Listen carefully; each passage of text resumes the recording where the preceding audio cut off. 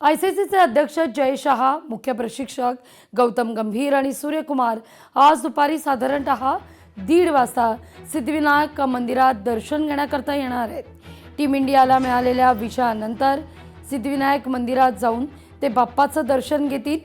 Semifinal पूर्वी देखील सबंध टीम इंडियानं सिद्धिविनायक मंदिर गाठत बाप्पाचं दर्शन घेतलं होतं।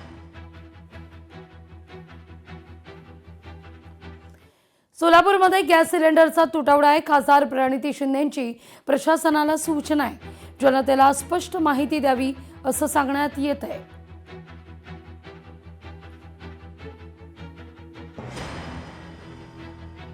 बीड जिल्ह्याच्या सुवर्णकन्येचा इटली डंका वाजणार आहे। परळीची आभा मुंडे भारताचं प्रतिनिधित्व करेल। इटलीत पॅरा स्विमिंग वर्ल्ड सिरीजमध्ये ती भारताचं प्रतिनिधित्व करणार आहे।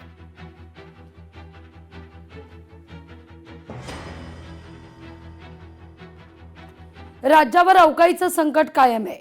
20 मार्चपर्यंत अवकाळीचं संकट कायम आहे। विदर्भामध्ये आज पावसाचा येलो अलर्ट जारी करण्यात आलाय। काही भागात उष्णता अधिक तीव्र होण्याचा अंदाज आहे।